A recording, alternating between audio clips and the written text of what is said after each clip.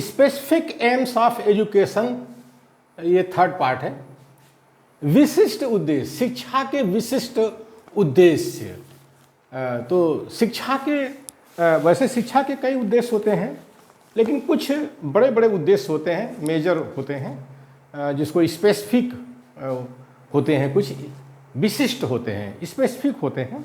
तो एक उसका उद्देश्य है, character building as aim of education. Character building as aim of education, शिक्षा का उद्देश्य चरित्र निर्माण के लिए है। कुछ लोग ऐसा कहते हैं कि, बहुत से लोग ऐसा कहते हैं, कुछ लोग कहते हैं कि शिक्षा का उद्देश्य चरित्र निर्माण है, कैरेक्टर बिल्डिंग है। यानी ऐसी शिक्षा किस काम की जो जिससे कि लोगों का कैरेक्टर बिल्डिंग ना हो, कैरेक्टर बिल्डिंग ना हो, मतलब शिक्षा चरित्र का निर्माण होना चाहिए, ऐसी शिक्षा दी जाए। Everybody must carve his own statue. Everybody must carve his own statue. हर व्यक्ति को अपनी खुद की प्रतिमा गढ़नी चाहिए, कार्विंग करनी चाहिए। खुद की प्रतिमा, हर आदमी को अपनी खुद की प्रतिमा गढ़नी चाहिए। तो शिक्षा मिलने पर लोग अपने व्यक्तित्व को का जो है निर्माण करते हैं, अपने चरित्र का निर्माण करते हैं, और वो कैसे दिखना चाहते हैं वो दिखते हैं।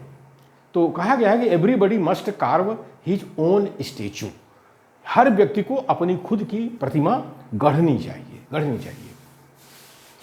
Character training forms the basis of all education. Character training forms the basis of all education. शिक्षा का आधार चरित्र निर्माण होना चाहिए। शिक्षा का जो आधार है वो चरित्र निर्माण होना चाहिए। ऐसा बहुत से लोगों का, शिक्षाविद हैं, उनका कहना है कि शिक्षा से जो है चरित्र का निर्माण होना ही चाहिए। ऐसी शिक्षा किस काम की जिससे चरित्र का निर्माण ना हो। Man is essentially A moral being and his education consists in the cultivation of certain human values, development of attitudes and formation of ethical conduct and habits. Ethical conduct and habits. मनुष्य एक नैतिक जीव है। Man is essentially A moral being मतलब मनुष्य एक नैतिक जीव है। यह जरूरी है और उसकी शिक्षा में कुछ निश्चित मानव मूल्य की उपज होनी चाहिए। कुछ निश्चित मानव मूल्य की उपज माने पैदा होना चाहिए, मानव मूल्य पैदा होना चाहिए। उसकी सोच विकसित होनी चाहिए। उसकी सोच जो है विकसित होनी चाहिए, उसकी जो एटीट्यूड है उसका डेवलपमेंट होना चाहिए।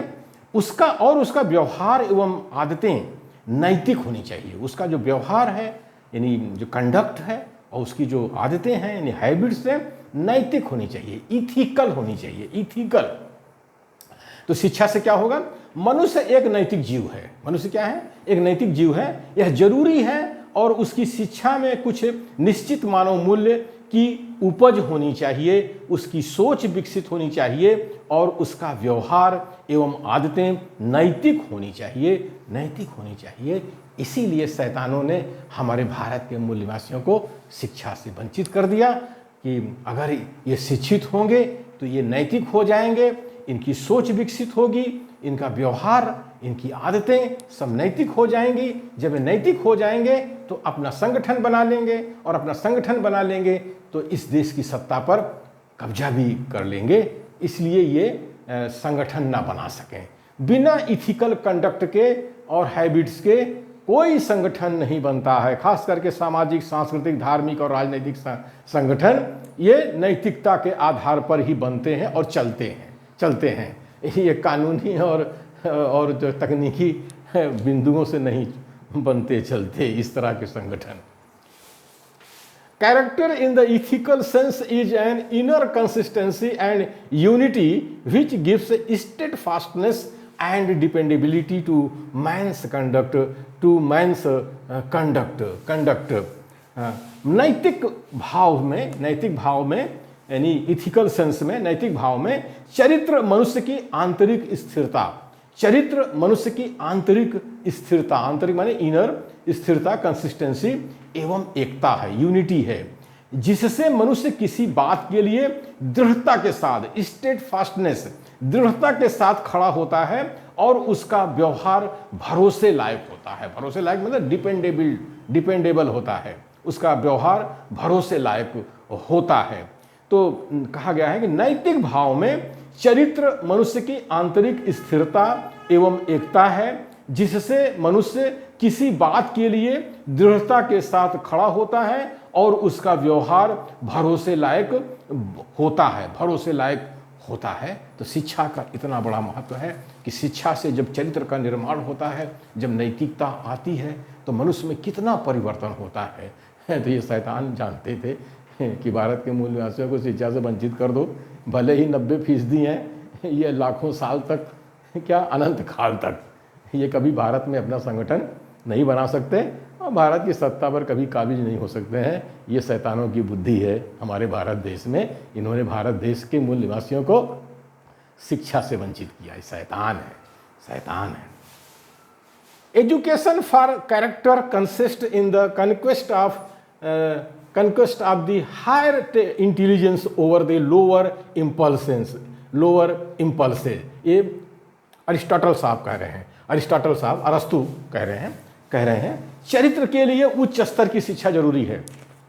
चरित्र के लिए उच्च स्तर की शिक्षा जरूरी है। इसीलिए बाबा साहब अम्बेडकर ने हायर एजुकेशन की बात कही थी, यूजी, पीजी और पीएचडी की बात कही थी, विश्वविद्यालय स्तर की शिक्षा की बात कही थी। शिक्षित बनो का मतलब ये होता है बाबा साहब की नज़र में, बाबा साहब के हिसाब से तो यही होता है। तो चरित्र के लिए उच्च स्तर की शिक्षा जरूरी है, जिससे निम्न स्तर की लालसा, सोच, आवेग से बचा जा सके। निम्न स्तर की जो लालसा है, तृष्णा है, जो आवेग है, जो सोच है, उससे बचा जा सके।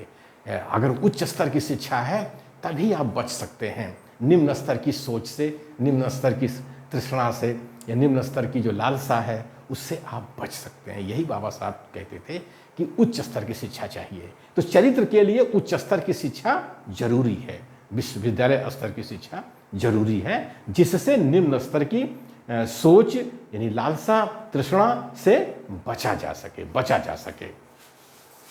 Thus character means cultivation of virtues, refinement of taste and training of heart। इस तरह से देखा जाए तो चरित्र का मतलब सद्गुणों की उपज है, वर्चूज की उपज है, सोच का परिष्कार है, रिफाइनमेंट है, जो एटीट्यूड है उसका रिफाइनमेंट है, और दिलो दिमाग का सही प्रशिक्षण है। इस तरह से देखा जाए तो चरित्र का मतलब सद्गुणों की उपज है, सोच का परिष्कार है और दिलो दिमाग का सही प्रशिक्षण है। जब फुले साहब, हमारे राष्ट्रपिता फुले साहब जब गुलामगिरी ग्रंथ लिखते हैं तो उसकी शुरुआत करते हैं कि मनुष्य जिस दिन गुलाम हो जाता है उसके आधे सद्गुण उसी दिन समाप्त हो जाते हैं। ये कोटेशन है इलियड से, जो होमर का है, वहाँ से उस कोटेशन को लिया था फुले साहब ने अपने गुलामगिरी ग्रंथ की शुरुआत की थी। कितना जरूरी है शिक्षा, और उस शिक्षा से चरित्र का निर्माण कितना जरूरी है। और इन शैतानों ने हमारे भारत के मूल निवासियों को शिक्षा से वंचित कर दिया, और आज संविधान लागू है उसके बाद भी जो है ये नई एजुकेशन पॉलिसी लाए हैं, NEP 2020 लाए हैं, भारत के मूल निवासियों को शिक्षा से वंचित कर रहे हैं। ये शैतान पेशवा है, नागपुर का पेशवा है।